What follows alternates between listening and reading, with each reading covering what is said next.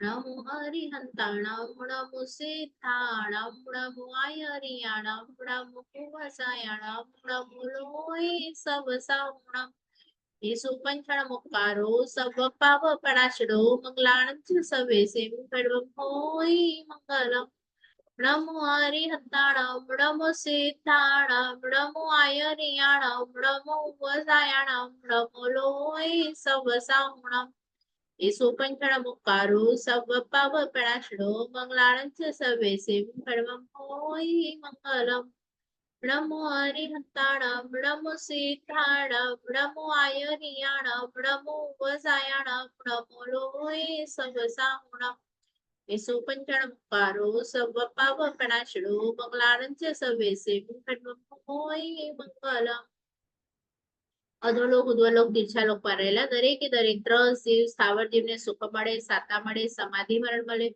જલ્દી જલ્દી બધા જીવો મોક્ષે જાય એવી પ્રાર્થના તમે બધા શાતામાં હશો અને આજે આપણો વર્ગ શરૂ કરીએ લાસ્ટ ટાઈમની જે આપણે ગાથા કરી હતી બંધ તો બધાને ખ્યાલ છે બંધનું ટેબલ પણ આજે આપણે ઉદયનું ટેબલ ઉદય માટેની મેં એનો અગલો રેકોર્ડિંગ જોયે ને તો એમાં મેં 14 સુધી સમજાવી છે ગાથા 15 માંથી સમજાવવાની બાકી છે તો રેકોર્ડિંગ માટે આપણે ફરીથી રિપીટ કરી રહ્યા છીએ તો હું શેર કરું છું અને બધા રિવિઝન કરી લેજો જો જ્યારે તમને 2 મંડેનું હોમ વેકેશન મળે છે ત્યારે તમારે હોમવર્ક શું કરવાનું છે એક છે ને મોટું પેજ લેજો મોટું પેજ લઈ અને બંધનું એક ટેબલ બનાવવાનું છે એમાં અને ઉદયનું ટેબલ ઉદીરણાનું ટેબલ અને સત્તાનું ટેબલ જો આ 4 ટેબલ તમારી પાસે હશે તો તમે ઇઝીલી કર્મગ્રંથ 2 ને સમજી શકશો પછી ગાથા નંબર 1 થી જોવાનું આ બંધનું ટેબલ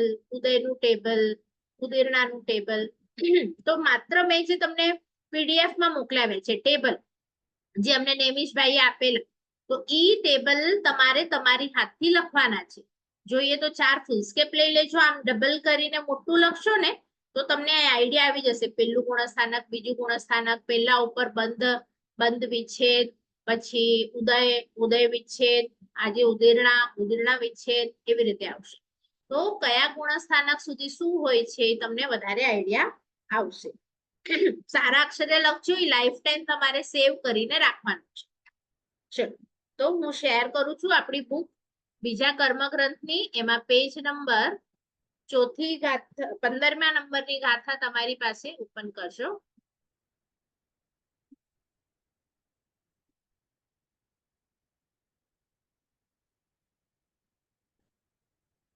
શું આમાં ત્રીજું ચોથું ગુણસ્થાનકમાં શું કહે છે મીસે એટલે ત્રીજું ગુણસ્થાનક બરાબર મીસે એટલે મિશ્ર અને એમાં શું કહે છે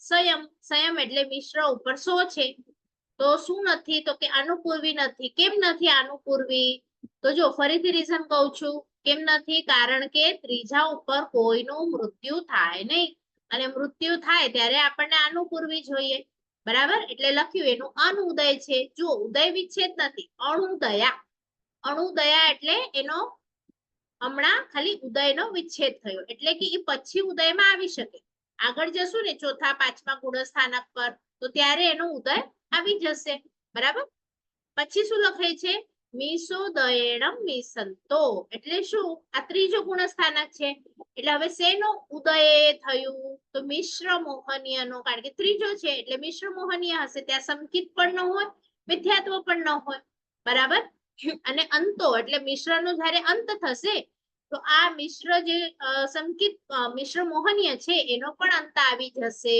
બરાબર હવે ચોથા ગુણસ્થાનક માટે વાત કરે છે કે ત્યાં શું કહે છે તો કે છે ચૌ સંયમ એટલે 100 ચૌ એટલે 4 104 તો ક્યાં તો કે છે કે સમા આણુ પૂર્વી ખેવા સમ્યક્વ ગુણસ્થાનક પર 104 અને ત્યાં પછી આવી ગઈ પાછી જે અનુપૂર્વી ગઈ હતી ને એ આવી ગઈ બરાબર પછી બીજા કષાયની વાત કરે છે બીજા કષાય તો હવે તમને બીજો કષાય એટલે ખ્યાલ હોવો જોઈએ પહેલો અનંતાનુબંધી અને બીજો કષાય એટલે અપ્રત્યાખ્યાનીય બરાબર તો એની વાત કરે છે આ અધૂરી છે ગાથા એટલે આપણે ફરીથી એને 16 માં જોવી પડશે કે 16માં શું કહેવા માંગે છે. આ સાઈડનું આપણે બધું રીડ કર્યું હતું ત્યારે લાસ્ટ ક્લાસમાં, એટલે તમે બધા રીડ કરજો. તમે બધા તો હતા જ. જેને પણ ગાથા ન ખબર પડે તેનું ડિટેલ જુઓ. ગાથાર્થ પછી વિશેષાર્થ લખ્યું છે ને, તો એમાં આ જ ગાથાનું ડિટેલ આપેલું છે. બરાબર. તો આપણે 16મી ગાથા તરફ જઈએ, જ્યાં 5મા, 6ઠ્ઠા અને 7માની વાત કરે છે. શું વાત કરે છે? કે મણુ એટલે મનુષ્ય, તીરી એટલે તિર્યંચ, અણુપૂર્વી આનુપૂર્વી, તો કે આ અનુપૂર્વી, જે ડ જેવી નિશાની છે તે આણુપૂર્વી. પછી શું કે છે? વિઉવ ઠ સાથે જ છે, તો વિહુઠ્ઠ એટલે વૈક્રિય અષ્ટક, અષ્ટક અઠ્ઠ કેવા માંગે છે. તો કયું અઠ્ઠ? વિઉવ વૈક્રિય અષ્ટક. તો વૈક્રિય અષ્ટકમાં શું આવે એ પણ તમને બુકમાં નીચે આપ્યું છે, આપણે એક વખત રિવાઇઝ કરી લઈએ. વૈક્રિયમાં આવે નારકનું અને આવે દેવનું, કારણ કે એ લોકો બંનેને વૈક્રિય શરીર હોય છે. એ લોકોની ગતિ, એ લોકોનું આયુષ્ય, એ લોકોના અંગોપાંગ એ લઈએ ને પછી આપણે વૈક્રિય શરીર લઈએ, તો આવી રીતે આ 8 વસ્તુઓ થાય. તમારી બુકમાં નીચે આપેલું છે. પછી શું કે છે? દુહગ અણા ઇચ્છ દુગ્ગ 17 છે ઓ, એટલે છે ઓ એટલે મને ખબર પડી કે છેદ થયું, વિચ્છેદ થયું. કેટલાનો વિચ્છેદ થયો? 17નો. અને આગળ જે શબ્દ હતો અણા ઇચ્છ, એટલે તમારે ગોતવાનું ટ્રાય કરવાની કે આ કોના નજીક જાય છે આવો શબ્દ. તો અનાદેય અને દુગ એટલે દ્વિક, અનાદેય એટલે અનાદેય શબ્દ અને એના પછીનો શબ્દ લેવાનો, અનાદેય દ્વિક. બરાબર. તો આટલાનો વિચ્છેદ થશે એટલે પછી કેટલા રહેશે? તો નીચેની લાઈનમાં લખ્યું સગ્ગસી ઈ. સગ્ગસી ઈ સંસ્કૃત શબ્દ, ફરીથી આંકડો જોવાનો, એનો અર્થ છે 87. પછી છે દેશી, દેશવીરતી. દેશવીરતી કયું ગુણસ્થાનક છે? તો 5મું. બરાબર. ચોથું એટલે સમ્યક્ત્વ આપણું ગુણઠાણક છે, અને 5મું એટલે ખાલી દેશી, એનાથી પકડી લેવાનો. 5માની હવે વાત કરે છે. તો શું કે છે? તીરી ગઈ. તીરી એટલે તિર્યંચ, ગઈ એટલે ગતિ, તિર્યંચ ગતિની વાત કરે છે. અને પછી શું કે છે? આયુ એટલે એ જ આયુ, એટલે બીજી વખત તિર્યંચ નથી લખ્યું, તો કયું આયુ? તો તિર્યંચ આયુ, એટલે તિર્યંચ ગતિ પણ જશે, તિર્યંચ આયુષ્ય પણ જશે. તિર્યંચ લોકો 5મા સુધી આવી શકે, એના પછી આવે નહીં. તો આ લોકો જશે. બીજું શું જશે? તો તિર્યંચ અને નારકી ન હોય તો નીચ ગોત્રનું કામ નથી, એટલે ની, ખાલી ની છે એટલું જ, એક જ શબ્દ છે એટલે નીચ ગોત્ર. પછી ઉજ્જો અલગથી શબ્દ છે એટલે ઉદ્યોત નામ કર્મ. અને પછી તી કષાયા એટલે 3જા નંબરના પ્રત્યાખ્યાનીય કષાયો, તો એ આખા. તો આ બધાનો 8 નીચેની લાઈનમાં છે 8. આ 8નો છેદ થાય છે, વિચ્છેદ થાય છે. એટલે બચ્યા કેટલા? તો કે 81 એટલે 81 બચે છે. તમારા ટેબલમાં તો આપેલું જ છે કે 81 છે, તો ત્યાં ખાલી કયા કયા ગયા? તો એ ગાથામાં માત્ર આપેલું છે. હવે કયા ગુણસ્થાનકની વાત આવે છે? પ્રમત્ત, પમત્તિ. બરાબર. પ્રમત્તની વાત આવે છે. તો ત્યાં શું કહેવા માંગે છે? આહારક યુગલ, જુઅલ જુગલ. તો જુગલ એટલે યુગલ, યુગલ એટલે 2. તો આહારક જુગલ એટલે આહારક દ્વિક એમ પણ લખી શકે. બરાબર. એના પછી શબ્દ છે પખેવો, પ્રક્ષેપવાથી.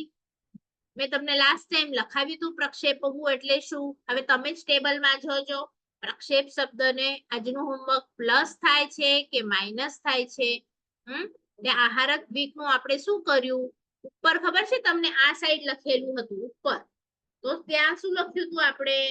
ઉદય ચાલુ છે ને હમણાં, તો ઉપર શું હોય? અનુદય.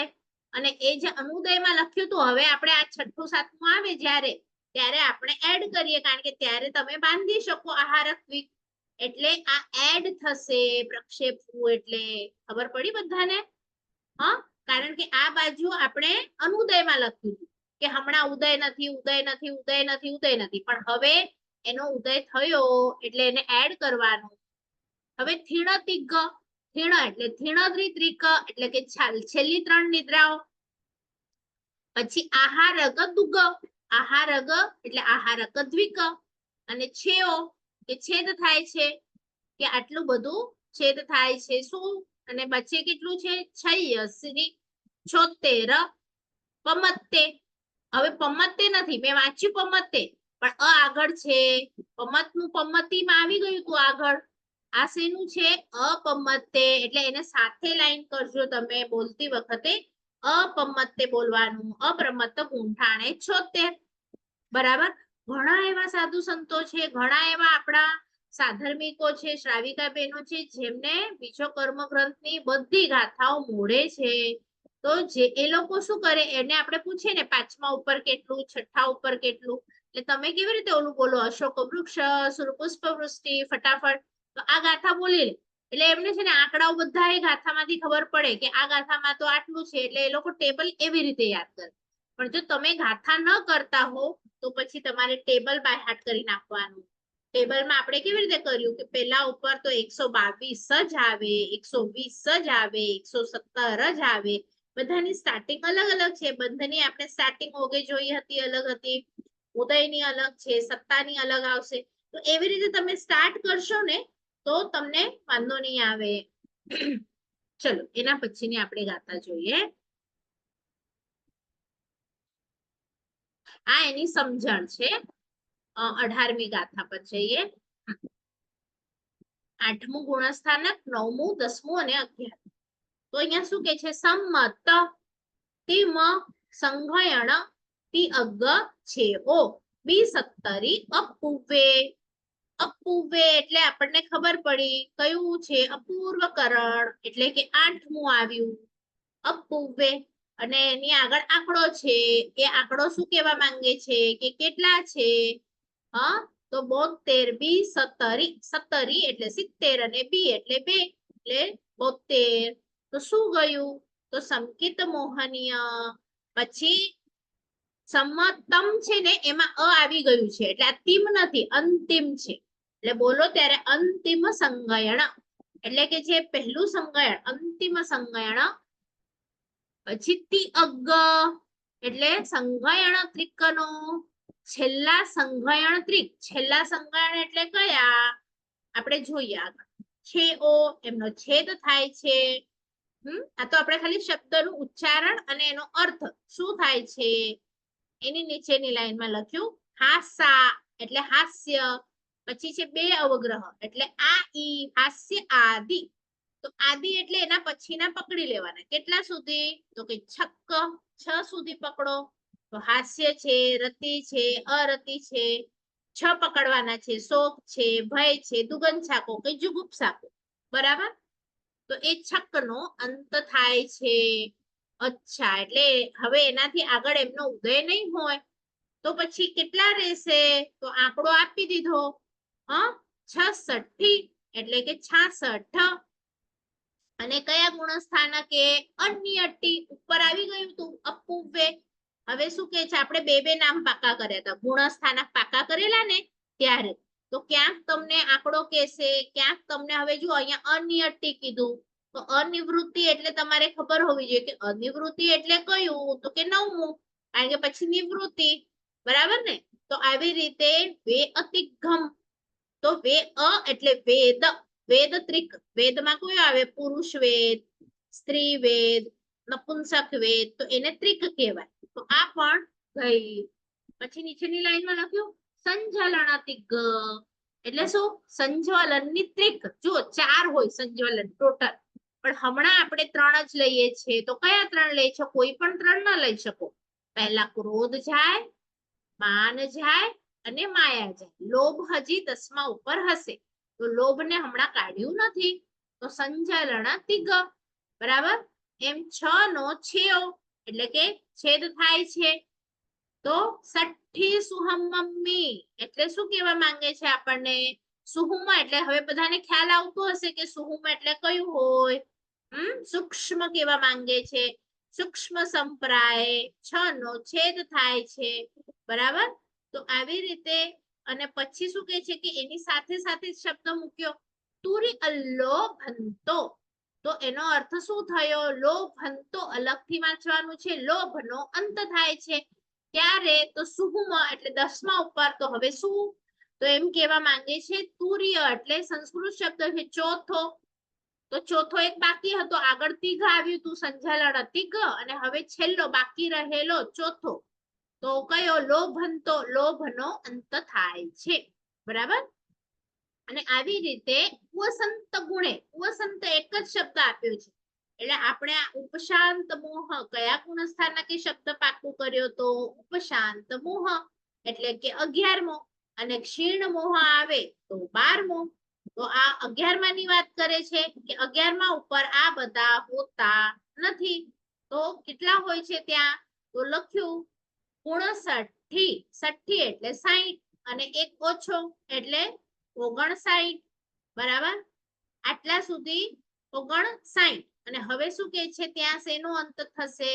તો કે છે રીસહ નારાય, રિષભ, વૃષભ, નારાચ, દુગ, દુગ એટલે દ્વિક, વૃષભ, નારાચ, દ્વિક નો અંત થાય છે, બરાબર. હમણાં આપણે ખાલી ગાથા અને એના શબ્દો જોઈએ છે. તમને કાંઈ પણ ન સમજણ પડે આપણે 24 સુધીની ગાથાઓ બોલી લઈએ એક વખત, પછી તમે હેન્ડ રેસ કરી શકો છો, બરાબર. આપણું ખાલી પ્રોપર રેકોર્ડિંગ થઈ જાય ને એની માટે, પછી આપણે પાછું રિપીટ એને કરીશું, જોઈશું. પછી છે 20મી ગાથા, જેમાં 12મા ગુણસ્થાનક, 13મા ગુણસ્થાનક અને 14મા ગુણસ્થાનક ની વાત આવે છે. તો આપણું આ ત્યારે બાકી હતું, એટલે ટેબલમાં આપણે જોઈ લીધું હતું અને એક વખત બોલી લઈએ. તો હવે શું કહેવા માંગે છે? સગવન્ન, તો સગવન્ન એટલે 57, પછી ખીણ, ખીણ એટલે ક્ષીણ, તો ક્ષીણ શું? તો ક્ષીણ મોહ. આપણે 12મું ગુણસ્થાનકનું નામ રાખ્યું હતું ક્ષીણ મોહ, પણ આખું નથી લખતા આ લોકો, ખાલી એક જ શબ્દ આપી અને તમને પછી નક્કી કરવાનું કે આ કયા ગુણસ્થાનકની વાત કરે છે, બરાબર.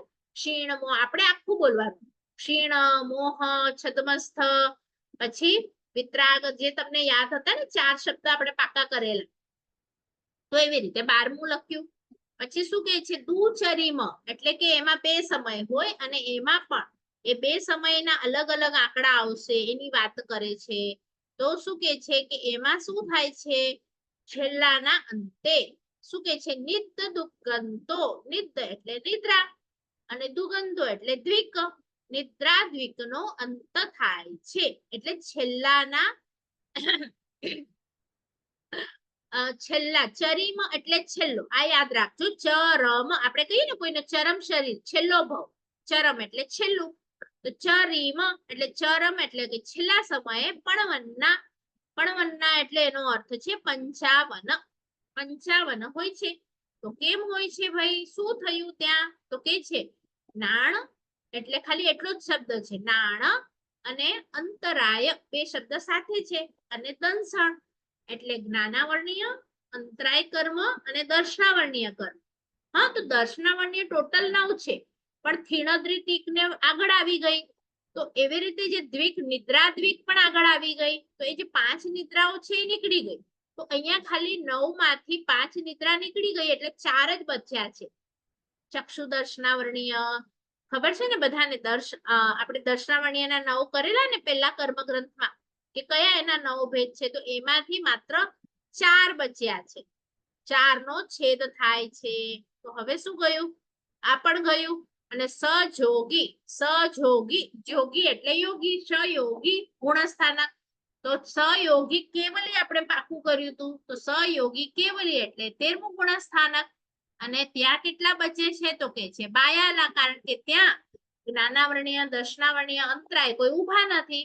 હવે પ્રભુ કેવડી થઈ ગયા એટલે તીર્થંકર થઈ ગયા, એટલે હજી પણ 42 કર્મનો ઉદય તો બાકી છે. તો આ 42 નો આપણે 2 રીતે હવે અંત કરીશું. અમુક કર્મ તમારા 14મા ગુણસ્થાનક પર જશે અને અમુક કર્મ 14મું ગુણસ્થાનક પૂરો થશે એ વખતે સિદ્ધ અવસ્થામાં એમનો ઉદય જુઓ, ત્યારે તમને 2 ટેબલ આપણે ફરીથી આ પતી જશે ને ગાથા એટલે ટેબલ જોઈશું. તો જે બંધમાં નહીં હતું ત્યાં ખાલી 14મું ગુણસ્થાનક હતું, એના પછી સિદ્ધ અવસ્થા નહીં લખેલી હતી. હવે ઉદયના ટેબલમાં નીચે સિદ્ધ અવસ્થા લખેલી આવશે, બરાબર.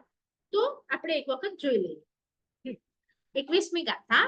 તિથુદયા, તિથુદયા એટલે શું કે હવે એમને ઉદય થયો. કયા નામ કર્મનો ઉદય થયો?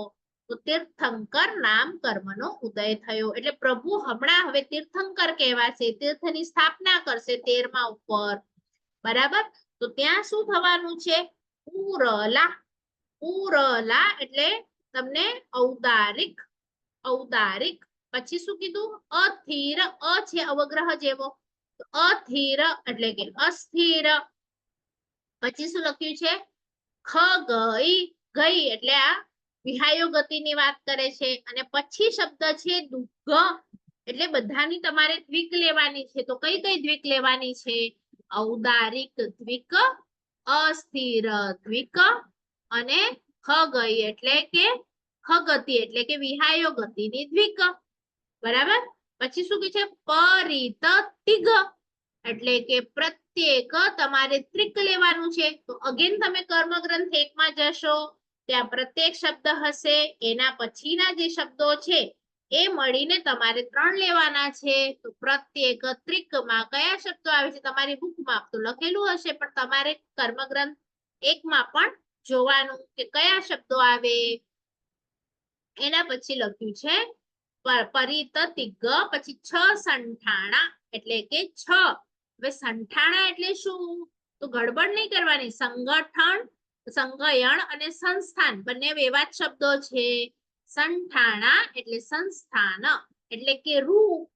તો આ 6 જે છે એ પછી કે છે અગુરુ લઘુ. અગુરુ લઘુ. વર્ણ એટલે કે વર્ણ. પછી ચૌ એટલે કે એવી રીતે 4. અને નિમ્મીણ એટલે કે નિર્માણ કર્મ. પછી તે એટલે કે તૈજસ શરીર. અને કમ્મા એટલે કે કાર્મણ શરીર. આ ઈ એટલે કે આદિ. આદિ એટલે કે એ બધા. તો શું કહેવા માંગે છે? બધા સંઘયણ. તો આ ગાથા કન્ટિન્યુઅસ છે 22મી માં. તો શું કહેવા માંગે છે? એ બધા એટલે કે આ ઈ સંઘયણ. આ ઈ સંઘયણ એટલે આદિનું સંઘયણ. આદિનું સંઘયણ એટલે કે કયું? પહેલું સંઘયણ. કારણ કે આગળના તો છેલ્લો સંઘયણ પેલા નીકળી ગયો, પછી વચ્ચેના 4 એમ કરતા હવે છેલ્લે શું નીકળે છે? આ ઈ સંઘયણ. આ ઈ સંઘયણ એટલે શું? પેલું. બરાબર. આદિનું. તો એનું નામ મોટું હતું વજ્ર, ઋષભ. તમે જોયું હતું ને? નારાચ. 3 શબ્દો હતા એમાં. તો ઈ વાળા સંઘયણની વાત કરે છે.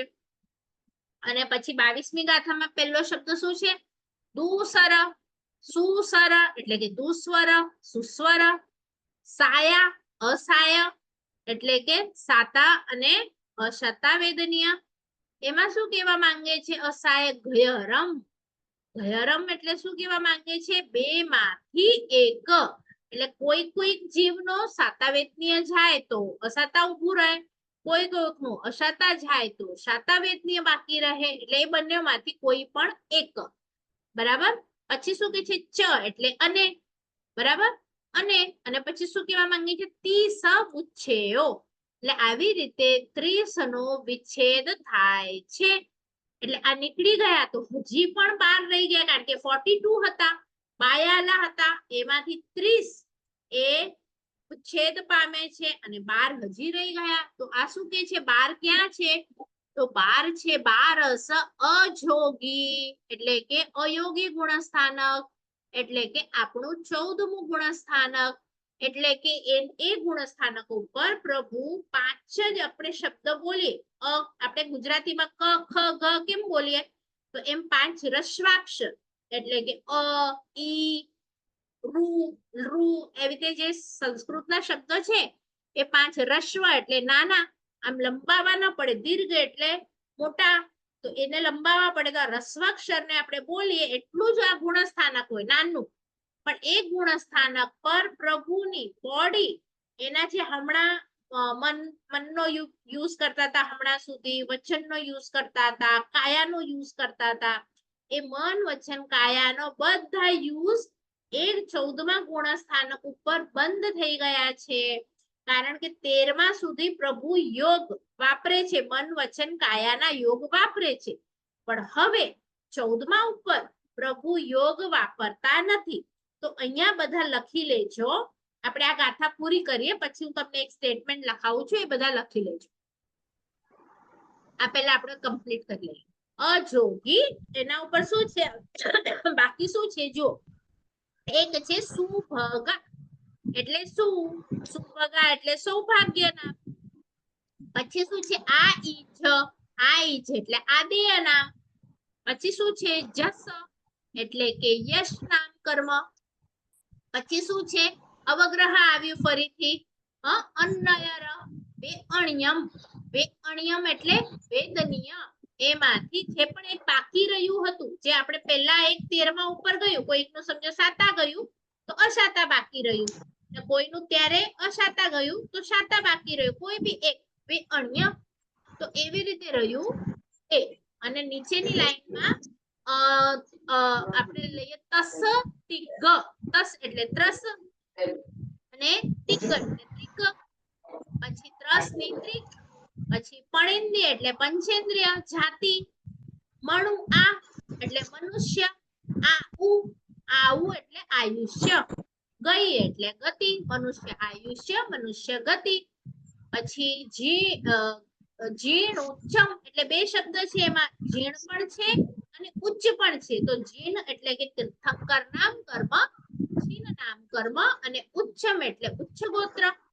તો તી ચરીમ એટલે એવી રીતે ચરીમ એટલે કે છેલ્લો સમય અંત થાય છે. એટલે પ્રભુનો જે છેલ્લો સમય છે 14માનો, એ વખતે આ બધાનો અંત થાય છે. આ બધા એટલે કેટલી? તો કે 12. તો આ બધાનો 12 નો અંત પ્રભુ જ્યારે નિર્વાણ પામે છે ત્યારે થાય છે. બરાબર? એટલે હવે હું તમને આનું સમજાવું. એટલે અહીંયા લખવા માંગે છે કે ઉદઓ સમત્તો એટલે કે ઉદય જે હતું એ સમાપ્ત થયું. બરાબર? તો અહીંયા એમ કહેવા માંગુ છું કે અમુક જો બંધમાં આપણે 13 અને 14 કેવી રીતે જોયું હતું, તમે બધા ટેબલ જ્યારે સામસામે રાખશો ને ત્યારે તમને ડિફરન્સ ખબર પડશે. હમણાં આપણે માત્ર ઉદયની વાત કરીએ તો હું સમજો કે હમણાં બોડી સાથે છું, ત્યારે આ 42 માંથી 30 મારું જ્યારે કમ્પ્લીટ થાય છે 13મું, ત્યારે ગયું. તો એ પ્રકૃતિને શું કહેવાય? તો એ પ્રકૃતિને પૂદગલ વિપાકી કહેવાય. પૂદગલ એટલે સમજો કે શરીરની સાથે છે. તો શરીર હવે પ્રભુ ત્યાગવા જઈ રહ્યા છે, શરીરના યોગો ત્યાગવા જઈ રહ્યા છે. તો શરીરના રિલેટેડની જે હતી 30 એ પહેલા નાશ પામી, અને જે 12 બાકી બચી છે, જે સિદ્ધ અવસ્થા એટલે એમની જે સિદ્ધ અવસ્થા એટલે 14મું ગુણસ્થાનક ઉપર છે ને, તો એ 14મા ગુણસ્થાનક ઉપર જે નામ છે એ આત્માને કનેક્ટેડ છે, એટલે એને જીવ વિપાકી કહેવાય. આ શબ્દો તમને ત્રીજા કર્મ ગ્રંથમાં આવશે. પણ હમણાં અમુક આપણા શરીરને રિલેટેડ હોય, અમુક આપણે આત્માની સાથે રિલેટેડ હોય. તો જે શરીર રિલેટેડ છે એ 13મું પૂરું થશે ત્યારે પૂરી થશે, અને જીવ આત્મા રિલેટેડ તો પ્રભુ હજી અહીંયા દેહરૂપી છે, તો આત્માની રિલેટેડ જીવ વિપાકી છે એ બધી પ્રભુ નિર્વાણ પામશે ને ત્યારે છૂટશે. તો આપણે માઈક ઓન થઈ ગયું છે. ચંદનબેન માઈક ઓન થઈ ગયું છે, માઈક બંધ કરશો. હા ચલો. તો આમાં જુઓ જે આપણે છેલ્લે જે નામ લીધા ને એ બધી તમે જુઓ કેવી કેવી નામ લીધા, આપણે શેના શેના લીધા. જુઓ પંચેન્દ્રિય જાતિ, હા, તો એ જાતિ આત્માને મળી છે. પછી ત્રસપણું, તો એ પણ પ્રભુનું હાજર છે, ત્રસ છે ને હજી. પછી મનુષ્યનું આયુષ્ય, તો એ પણ પ્રભુ હજી નિર્વાણ નથી પામ્યા એટલે આયુષ્ય પણ ચાલુ છે, ગતિ પણ ચાલુ છે. અને પ્રભુ તીર્થંકર છે, અથવા તો કોઈ પણ જે 13મા 14મા ઉપર આવે તો આવી રીતે જીન નામ હોય એનો પણ ઉદય હોય. અને આ બધું ઉચ્ચ ગોત્રથી મળે એટલે ગોત્ર પણ ઉદયમાં છે. એટલે આ એવી 12 વસ્તુઓ છે કે એની માટે તમને મન વચન કાયા એ જોઈતું નથી. મન વચન કાયાથી જે પણ જોઈતું હતું કે જે પણ એના રિલેટેડ હતું એ આગળ 30માં એ બધાનો આંકડો આવી ગયો. બરાબર? એ બધું 13માના અંત પર પૂરું થઈ જશે, અને 14મા પર જે 12 બચ્યું છે એ જીવ વિપાકી છે, ને એ જીવ નિર્વાણ પામે પછી જ આ 12 વસ્તુઓ તમારા સાઈડથી જઈ શકે. બરાબર? કોઈ પણ ક્ષણે મીટિંગ બંધ થશે, તો ફરીથી તમે જોડાજો. જો સમય હોય તો આપણે આ બે ગાથાઓ પણ હમણાં લઈ લઈએ છીએ, 23મી અને 24મી. તો ઉદીરણાની છે, નવી મીટિંગ સ્ટાર્ટ થશે ત્યારે આપણે ઉદીરણાનું માત્ર ટેબલ જોઈશું. તો હમણાં ગાથા લઈ લઈએ. તો ઉદ્દવ ઉદીરણા, આનો અર્થ શું થયું? ઉદ્દવ એટલે ઉદયની જેમ, અવ્વ એટલે પેઠે, ઉદયની જેમ. પેરે અને પેઠે ન સમજાય તો ત્યાં તમે જેમ લખી દેજો. તો ઉદયની જેમ ઉદીરણા એટલે કે ઉદીરણા જાણવી. તો જેમ ઉદયનું ટેબલ હતું ને સેમ ટુ સેમ ઉદીરણાનું ટેબલ બનાવવાનું. તો હવે ચેન્જીસ શું છે? તો આ એક ગાથામાં તમને 24મી ગાથામાં ચેન્જીસ કહે છે કે શું ચેન્જ છે ઓલા કરતા આમાં. તો અહીંયા લખે છે પરમ પમત્તા આઈ, એટલે શું કે એટલું જ ખાલી વિશેષ છે કે અપ્રમત્ત ગુણસ્થાનક, અપ્રમત્ત એટલે કે સાતમું, સાતમાંથી તમને ચેન્જ આવશે. અને શું ચેન્જ આવશે? તો એક જ ચેન્જ આવશે, એ નીચેની લાઈનમાં લખ્યું છે એસા પયડી, એટલે આ પ્રકૃતિ, કઈ પ્રકૃતિ? તો કે છે તિગ. તો કઈ? ત્રણ. તો કહે છે કે આહાર જુઅલ, આહાર જુઅલ એટલે આહારક દ્વિક, બે અણ્ય, બે અણ્ય એટલે શું? વેદનીય. તો અહીંયા શું ઓછી થઈ? ત્રણ જ નું તમારે ડિફરન્સ જોવાનું છે. આપણે ટેબલ જોઈશું ત્યારે તમને વધારે આઈડિયા આવશે. હવે પાછળનું છે ને એના ખાલી હું અર્થ કહું છું. ખીણતિગ, ખીણદ્રિતિક, મણુઆ આવું, મનુષ્ય આયુ, પમત્તા. તો આ બધા તો ઉદયમાં પણ હતા. તો આનો ડિફરન્સ નથી, આપણને જે ડિફરન્સ છે ને માત્ર એટલું જ જોવું છે. પણ હમણાં આપણે ખાલી ગાથા બોલીએ છીએ ને એટલે એનો અર્થ લઈએ છીએ. તો ગાથામાં શું કહેવા માંગે છે? અજોગી અણુ દીર્ઘો ભયવમ, એટલે શું કહેવા માંગે છે કે વેદનીય, આહારક દ્વિક, ખીણદ્રિતિક, મનુષ્ય આયુ, પ્રમત્તે અંત થાય છે. તો એનો અર્થ એમ થયો જે ડિફરન્સ છે ને આપણે ટેબલમાં જોઈશું ત્યારે જ આ ગાથાનો તમને અર્થ સમજાશે. બરાબર? અને નીચે શું લખ્યું? અયોગી એટલે કે 14મું ગુણસ્થાનક એ ઉદીરણામાં હોતો નથી. કારણ કે શા માટે નથી હોતો એ બધું આપણે જે નેક્સ્ટ આપણી મીટિંગ શરૂ થશે એમાં લઈશું. એટલે તમારે ખાલી એટલું યાદ રાખવાનું છે કે 14મું ગુણસ્થાનક ઉદીરણામાં હોતું નથી. બરાબર? આ એક લાઈન યાદ રહી, કારણ કે નીચેની લાઈનમાં લખ્યું છે 24માં, અને ઉદીરણા સમત્તા એટલે કે ઉદીરણા દ્વાર પૂરું થયું. તો હવે જે ચેન્જીસ છે તમને કયા ગુણસ્થાનકથી આ ગાથામાં કીધું? 7માંથી. અને એમાં પણ કેટલું ચેન્જ છે? ખાલી 3 પ્રકૃતિનો. તો હવે તમારું જે ઉદયનું ટેબલ છે હમણાં તમે જોઈ રાખો 10 મિનિટના બ્રેકમાં. અને 7માંથી 14મા સુધી જે તમારો આંકડો છે, તો જે પણ સમજો કે 70 આંકડો હતો તો 3 ઓછા કરી નાખવાના. 50 આંકડો હોય તો એમાંથી 3 ઓછા કરી નાખવાના. 7 થી 14 સુધી જે પણ તમારું ટેબલ છે એમાંથી તમારે 3 નો આંકડો ઓછો કરવાનો. આ હમણાં હોમવર્ક કરશો તો આપણે હવે જે ઉદીરણાનું ટેબલ ખોલીશું નેક્સ્ટ મીટિંગમાં, તો તમારો આંકડો તમારે ચેક કરવાનો કે તમે જે લખ્યું હતું એ જ આ આંકડો એમાં આવ્યો કે નહીં. બરાબર? એટલે 3 નો ડિફરન્સ છે. ને કઈ 3 એ પણ ત્યાં મેં રેડ થી લખ્યું છે. અને હમણાં તમારું જે બ્રેક છે એમાં હું ઉદીરણાનું ટેબલ તમને ગ્રુપ ઉપર મોકલું છું. તો તમે ઉદયનું ટેબલ અને ઉદીરણાનું ટેબલ કમ્પેર કરી શકો છો. તો કોઈને આમાં પૂછવું છે? હું શેરિંગ સ્ટોપ કરું છું. આપણી 24 ગાથા સુધી થઈ ગયું છે. અને આજે ઉદીરણાનું છે આપણે બીજી મીટિંગમાં ટેબલ એનું બતાડું છું. તો હવે ઈ શેર કરીશ. તો આ બુક હવે હું શેર નહીં કરું.